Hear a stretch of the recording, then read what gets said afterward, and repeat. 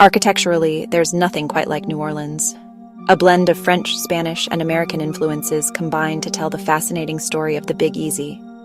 So it's no surprise that it's one of the most rewarding places in the US for those who love to take a guided walking tour, or simply wander through a city's historic districts without any firm plan. Discover its rich tapestry as we dive into the uniquely beautiful architecture of New Orleans. New Orleans was founded by Jean-Baptiste Le Moyne de Bienville on behalf of the French in 1717, and it became the capital of the French colony of Louisiana 5 years later.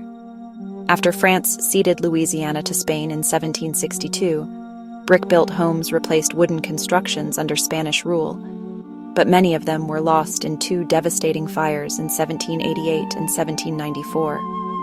Spain handed the territory back to France in 1800, but 3 years later France sold it to the US in the Louisiana Purchase.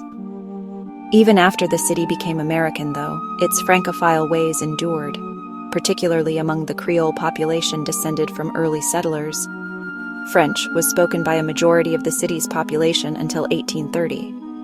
During the first half of the 19th century, New Orleans became the wealthiest city and third largest by population in the United States, thanks to its thriving port trade.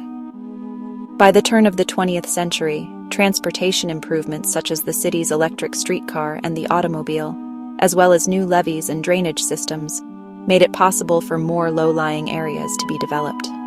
Many of the city's wealthy residents chose to live further out and built grand homes on leafy avenues.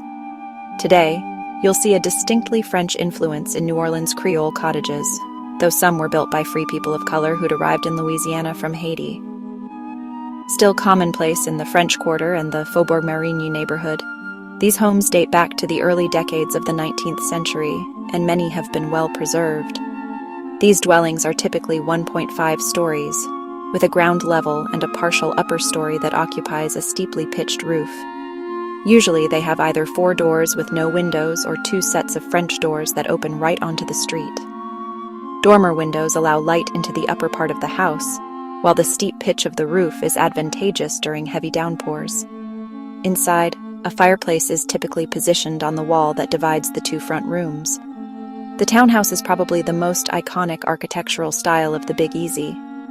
Boasting 2 to 4 floors, this type of home sprang up in the French Quarter after the Great Fire of 1788 and continued to be built for many decades. Creole townhouses were often lavish affairs, built of brick or stucco, with arched windows and a noticeable Spanish influence.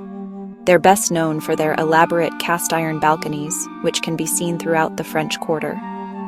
One of the most famous examples of the Creole townhouse in New Orleans is the La Branche House, erected in 1835. Some believe the building is haunted by a couple of ghosts. One, a melancholy figure of a woman who gazes out from an upstairs balcony, and the other, a playful child who is said to roam around indoors in search of fun. Traveling along St. Charles Avenue, you can easily appreciate the array of styles of the magnificent mansions that line this wide, tree-lined thoroughfare, one of the Big Easy's most famous streets. A few older residences survive, though most development followed the introduction of the St. Charles streetcar line in 1835. It remains the oldest continuously operating streetcar line in the world. Greek Revival and Italianate mansions were initially popular on St. Charles Avenue, while Queen Anne-style houses were all the rage by the 1880s. Architect Thomas Sully designed the famous Hernsheim house for tobacco merchant Simon Hernsheim in 1884. A few years later, the architect became his neighbor as he built himself a splendid home at No. 4010. The Grand Victorian Bed and Breakfast at 2727 St. Charles Avenue is another notable example of his work. Not everyone in New Orleans could afford a mansion, of course. For many others, the answer to their housing needs came in the form of shotgun houses, single-story homes usually built out of wood. Long and narrow, they're typically large enough only for one room across. As New Orleans experienced significant growth in the latter part of the 19th century, standard lots were laid out measuring 30 feet across and 120 feet from front to back. Modest in size and often simple in design, shotgun houses were economical to construct and could be built not only cheaply but also quickly, so they sprang up all over the city.